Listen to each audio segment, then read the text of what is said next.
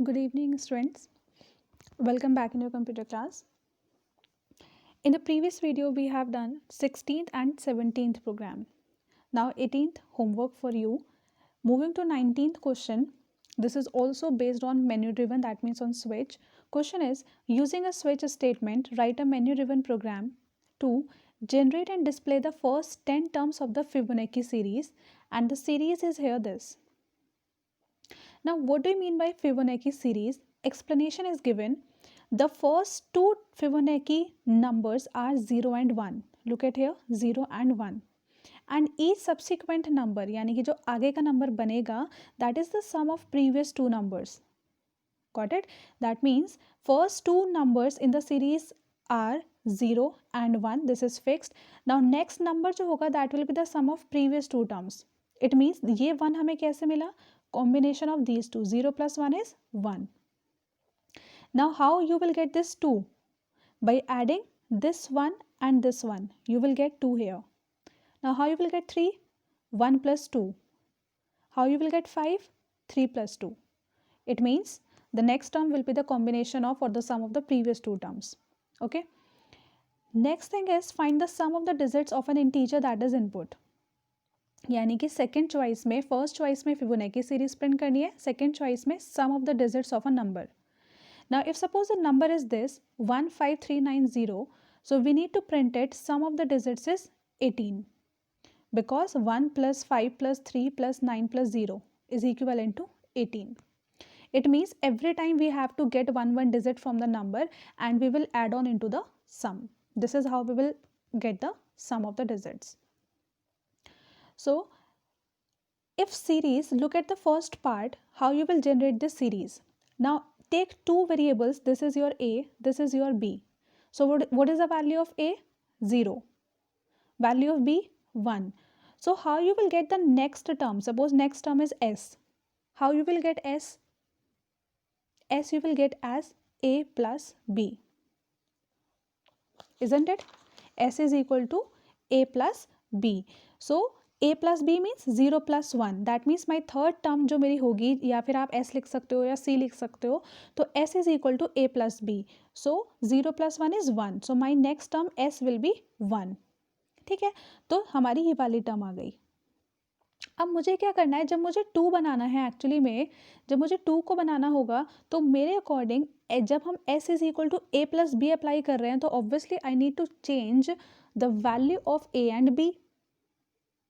Change करना पड़ेगा. क्यों? क्योंकि अभी जो A और B की वैल्यू थी वो थी हमारी 0 और 1, तो हमें मिल गया ये वाला 1. लेकिन जब मुझे 2 जनरेट करना है तो फॉर्मूला तो सेम रहेगा, S is equal to A plus B. तो A और B की वैल्यूज तो चेंज करनी पड़ेंगी ना. Now the value should be, value of A should be 1, value of B should be 1.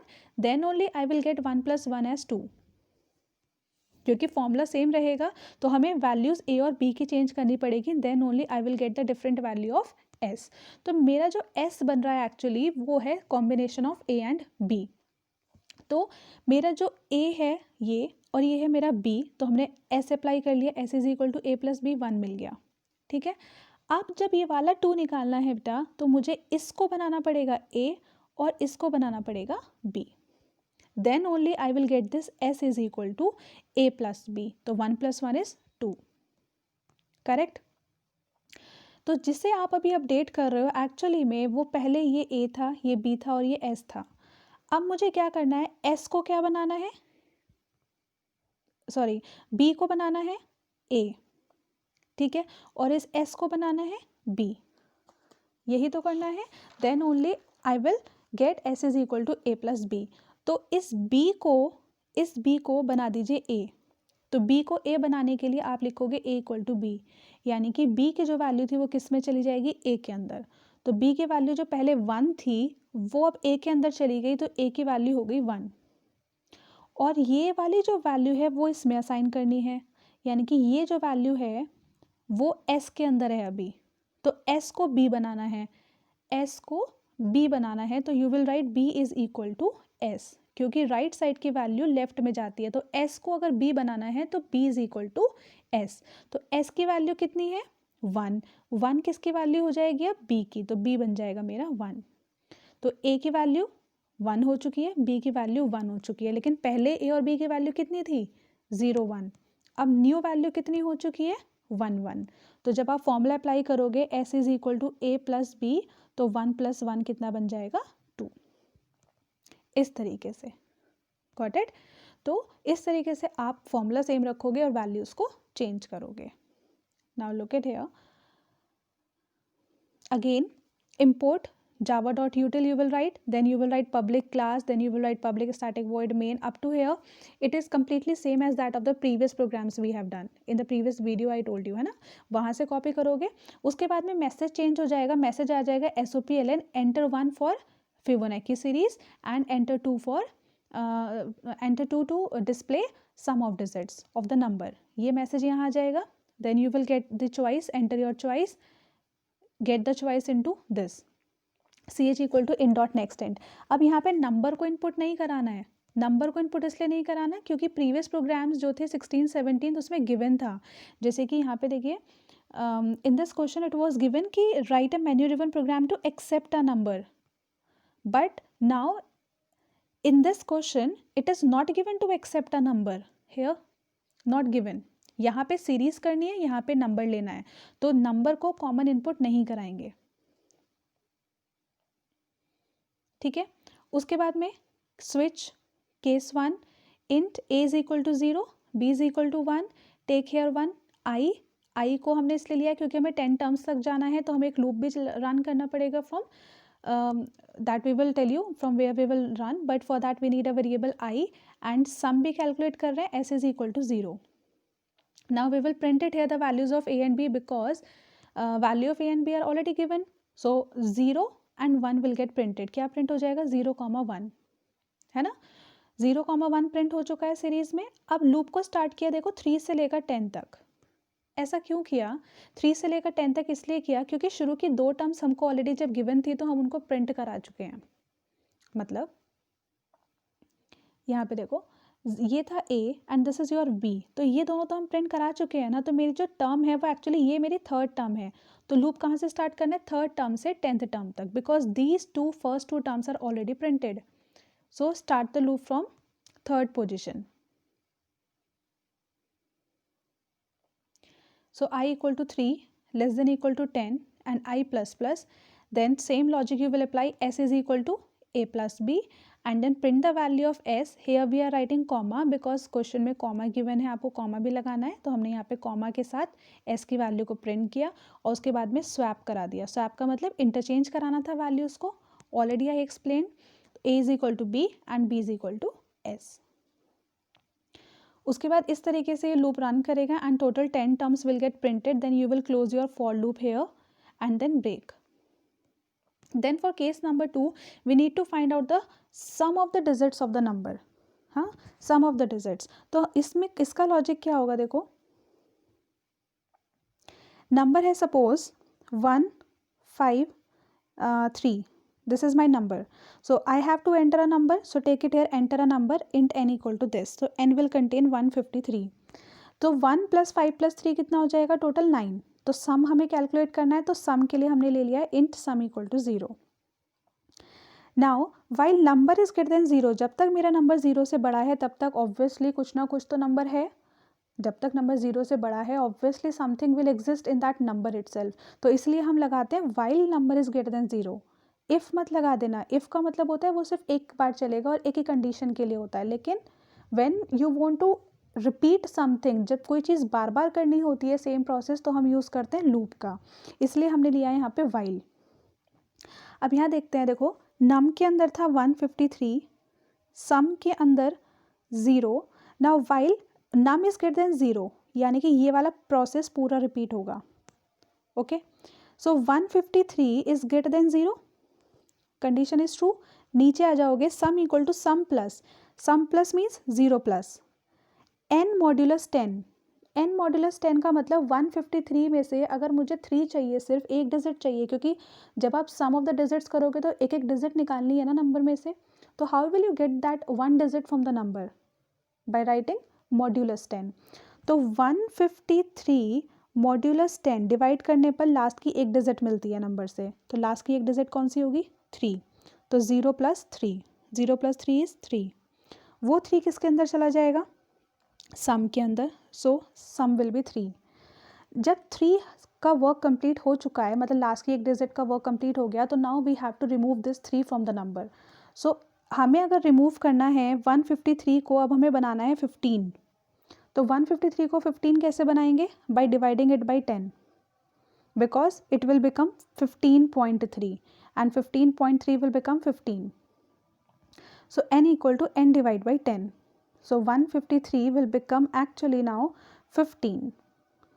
Okay, now this is a loop, hence it will move back again. Now 15 is greater than 0. Condition is again true. फिर से नीचे आ जाइए. Sum equal to sum plus, sum की क्या value है यहाँ पर? यहाँ पे देखो सम की क्या वैल्यू है? 3. तो 3 प्लस n मॉड्यूलस 10. n की वैल्यू 15 है. अब यहाँ पे देखिए 15, तो 15 मॉड्यूलस 10. लास्ट की 1 डिजिट मिलेगी. क्या है 15 में लास्ट 1 डिजिट? 5. तो यानी कि 5 सम के अंदर ऐड हो जाएगा. तो 3 + 5 कितना हो जाता है? 8. 8 will get stored into your sum. So my 3 will get changed to 8. Now n equal to n divided by 10. तो n divided by 10 कितना होगा? n की वैल्यू 15. 15 को 10 से डिवाइड कर दो, कितना मिलेगा? 1.5. 1.5 का मतलब हो गया 1. ठीक है, 1 आपका हो जाएगा अब न्यू नंबर. दैट मीन्स अब ये हो जाएगा, वेट, नंबर हो गया है 1. Now 1 is greater than 0. Yes, तो सम प्लस ये सम प्लस सम की वैल्यू कितनी है? 8. तो 8 प्लस n मॉड्यूलस 10. 1 को 10 से डिवाइड करने पर रिमाइंडर कितना मिलता है? 1. 8 + 1 कितना हो गया? 9. सम के अंदर कितना आ जाएगा? 9. So next n equal to n divide by 10. 1 divide by 10 है ना, 1 थी ना n की वैल्यू, तो 1 को 10 से डिवाइड करोगे 0.1. So it will be 0. That means my new value of n will be 0. Now move back again here. 0 is greater than 0. Condition false. और जैसे ही कंडीशन फॉल्स होगी आप लूप से बाहर आ जाओगे, और बाहर आते ही यहाँ पर आप आके लूप के बाहर आके you will print here sum of digits is equal to plus of sum. Sum की वैल्यू प्रिंट हो जाएगी and then break it. Clear? Then both the cases are completed. Then next is your default. Last में क्या बनाते हैं? Default. And default में print it here wrong choice. Then closing of a switch, main and class. Right? So this program is completed. Next is 19th done. Next is 20. Question number 20. 20 is a special 2-digit number is such that when the sum of the digits is added to the products of its digit, then the result is equal to the original 2-digit number. For example, if we are having a number as 59, so I need to find out the sum of the digits of the number. 59 में से digits कितनी है? 2. कौन कौन सी? 5 और 9. तो सम of the digits find करना है, products of the digit find करना है. तो 5 + 9 कितना होगा? 14. 5 × 9 कितना होगा? 45. दोनों को ऐड करके, यानी कि सम को और प्रोडक्ट को दोनों को ऐड करके अगर हमारा नंबर ओरिजिनल नंबर के इक्वल है, so it is a special number, otherwise not. ठीक है, हमें देखना है 2 डिजिट नंबर के लिए भी कि हमारा जो नंबर है वो 2 डिजिट का भी होना चाहिए, तभी हम बोलेंगे it is a special 2 digit number. So we have to check for the total number of digits also. So if it is not equal to 2 digit number, so we will print some message. So question is, write a program to accept a 2-digit number, add the sum of the digits to the product. If the value is equal to the number input, display the message special 2-digit number. Otherwise, display the message not a special 2-digit number. This is your message. So हमें क्या करना है? एक number input कराना है, उसको ये भी चेक करना है कि वो 2 डिजिट का है या नहीं. अगर वो 2 डिजिट का है तो हमें स्पेशल के लिए भी चेक करना है, अदरवाइज हम मैसेज इनपुट करा देंगे कि it is not a 2 digit number. ठीक है, अब डिजिट्स निकालने का लॉजिक मैं प्रीवियस वीडियो में एक्सप्लेन कर चुकी हूँ. सम ऑफ द डिजिट्स जस्ट अभी मैंने आपको बताया कैसे निकालते हैं सम ऑफ द डिजिट्स. ठीक है, सो सॉल्यूशन हियर, wait.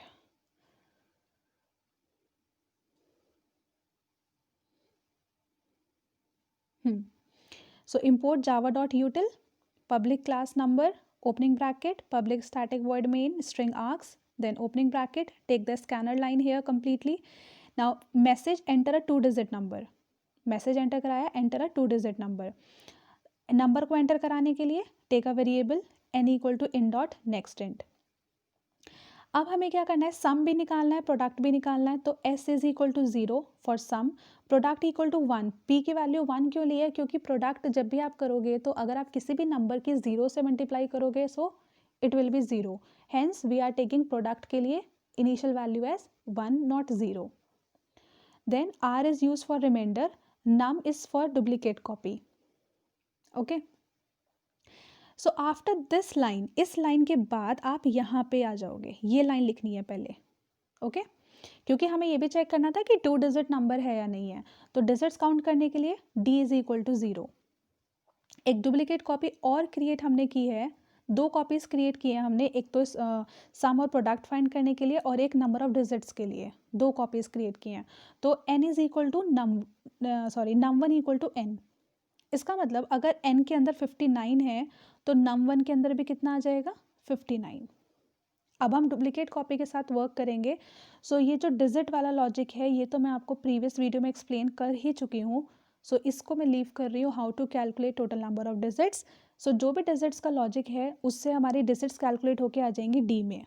तो 59 के अंदर क्योंकि 2 डिजिट्स हैं तो डी इज इक्वल टू 2. ठीक है, अब मुझे ये देखना है कि अगर नंबर ऑफ डिजिट्स 2 हैं तो पहले तो ये कंडीशन लगानी पड़ेगी, if D is equal to, opening bracket. And उसके बाद अगर हमारा 2 डिजिट का नंबर है तब मुझे सम और प्रोडक्ट निकालना है. तो अब आप इसको ओपनिंग ब्रैकेट लिखने के बाद आप आओगे इस लाइन पर. अगर 2 डिजिट का नंबर है तो आपने एक और डुप्लीकेट कॉपी क्रिएट की, num is equal to n, यानी कि नम विल ऑल्सो कंटेन 59. अब 59 का मुझे निकालना है सम भी, sum of the digits and the product of the digit. तो लॉजिक सेम होता है सब में, थोड़ा बहुत चेंज होता है. तो while number is greater than 0, remainder find out करोगे क्योंकि 59 है, 59 में से पहले आप 9 फैच करोगे, फिर 59 को 5 बना दोगे, फिर उसमें से 5 निकालना है. तो पहले तो 59 में से सिर्फ 9 चाहिए और 59 में से अगर 9 निकालना है तो क्या करना पड़ेगा, इसको मॉड्यूलस 10.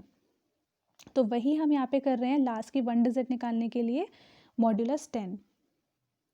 तो 59 को 10 से जब आपने डिवाइड किया, 59 को 10 से डिवाइड जब आपने किया तो रिमाइंडर मिलेगा, यानी कि लास्ट की 1 डिजिट मिलेगी. 59 को 10 से डिवाइड करने पर रिमाइंडर कितना आएगा, 9. और सम की वैल्यू इनिशियली कितनी ली है, 0. तो s is equal to S plus R, R की वैल्यू 9 है तो 0 प्लस 9 9 हो जाएगा. और प्रोडक्ट की वैल्यू कितनी थी आपकी, 1. तो p is equal to P into R, P into R का मतलब 1 इंटू 9, 1 इंटू 9 कितना हो जाएगा, 9. तो सम के अंदर 9 आ गया है, p के अंदर अभी 9 आ गया है. अब जब 59 में से आप 9 का वर्क कंप्लीट कर चुके हो तो मुझे 59 को क्या बनाना है, 5. और 59 को अगर मुझे 5 बनाना है तो मुझे इसको 10 से क्या करना पड़ेगा, डिवाइड. तो 59 divide by 10 will be 5.9, right. 5.9 will become 5. Hence we are writing here num equal to num divided by 10. Now it will move back again here. So now my new value of num will be 5. So 5 is greater than 0, again yes. Now फिर से ये condition आ जाएगी, r equal to num mod 10. अब 5 को 10 से divide करो, reminder 5 को 10 से डिवाइड करो, रिमाइंडर कितना आएगा, 5. तो r की वैल्यू कितनी आ जाएगी, 5. Now s is equal to S plus R, s की क्या वैल्यू है, 9. 9 प्लस 5 कितना हो जाएगा, 9 प्लस 5 14. और p equal to P into R, p की वैल्यू है 9, 9 इंटू आर की वैल्यू 5 कितना हो गया, 45. Num equal to num divide by 10, num की वैल्यू कितनी थी, 5. 5 डिवाइड बाई 10 हो जाएगा 0.5, hence 0. So when it will move back again here it will be go for 0 is greater than 0, condition हो जाएगी फॉल्स, लूप से आ जाएंगे आप बाहर. जैसे ही आप लूप से बाहर आ जाओगे तो आपको क्या देखना है कि सम और प्रोडक्ट को ऐड करने पर अगर मेरा वो इक्वल हो रहा है ओरिजिनल नंबर के, so it is a special 2 digit. So check it here. If s plus p is equal n, ठीक है, so special 2 digit number, otherwise not a special 2 digit number. उसके बाद में ये जो क्लोजिंग है एक्चुअली ये इस इफ़ की है. इसको इफ़ को ओपन किया था ना, उसके बाद आपने यहाँ लिखा, तो ये सी के सीक्वेंस में लिखना है और ये इफ़ की क्लोजिंग है. ठीक है, तो जब ये इफ़ की क्लोजिंग यहाँ हो रही है तो ये इफ़ की क्लोजिंग जो है वो आपकी नंबर ऑफ डिजिट्स के लिए हमने लगाई थी, है ना, इफ़ कंडीशन कि अगर हमारे पास एग्जैक्टली 2 नंबर ऑफ डिजिट्स हैं तो ये पूरा पोर्शन वर्क करेगा. और सपोज करो आपने कोई नंबर ले लिया, सपोज 345, तो इसमें नंबर ऑफ डिजिट्स कितनी है, 3, तो d is equal to 3. So if this condition will become false, so this portion will not work, right. My control will come to else and it will print it is not a 2 digit number. क्यों? क्योंकि d की value 2 होगी तभी ये चलेगा, otherwise ये वाला portion work नहीं करेगा. ये एल्स पे आ जाएगा और प्रिंट कर देगा it is not a 2 digit number. Okay, so here is your main clause and class clause. This program is over, 20th. Now next one what I'm going to tell you is question number 23. Look at 23rd question. This is also similar to the to this one which I have done right now. 23rd question says write a program to accept a number and check whether it is a SPI number or not. A number is a SPI if the sum of its digits is equals to the products of the digits. अगर sum of the digits और products of the digits equal है तो हमें क्या करना है, तो हमें प्रिंट करा देना है कि ये स्पाई नंबर है. तो सम निकालना तो आपको आता है, अभी हमने निकाला है जस्ट क्वेश्चन में. प्रोडक्ट भी आपको पता है. तो हमने जो कंडीशन लगाई थी s plus P is equal n, उसकी जगह पे अब हमें क्या कंडीशन लगानी है, if s is equal p. अगर सम और प्रोडक्ट दोनों इक्वल हैं तो स्पाई नंबर है और 2 डिजिट की कंडीशन लगानी नहीं है इसमें. तो ये और भी ज़्यादा सिंपल प्रोग्राम है. तो 23rd देखिए, सी import package, class, opening bracket, main, opening bracket, scanner. Then you have to enter a number for which you want to check whether it's a SPI number or not. Then get the number into n, and because you want to calculate sum and product, so take it here s equal to 0, p is equal to 1 and r is for the remainder. Now condition will be again same if while number is greater than 0. जब तक number 0 से बड़ा है हमें क्या करना है, एक एक करके डिजिट निकालनी है, मतलब एक एक करके रिमाइंडर फाइंड आउट करना है. रिमाइंडर निकालने का लॉजिक क्या होता है, r is equal to n modulus 10. Then sum निकालना है तो sum equal to sum plus r, product equal to product into r. क्या लिखोगे, सिर्फ इन टू, ठीक है, और नंबर को डिवाइड करोगे 10 से. तो ये लॉजिक तो पूरा सेम है अभी जो हमने डिस्कस किया. सिर्फ लास्ट में कंडीशन क्या आएगी, if s is equal p. अगर मेरा सम और अगर मेरा product if both are equal then it is a spy number, else it is not a spy number. Then main close, class close. So here your 23rd question is also completed. Fine.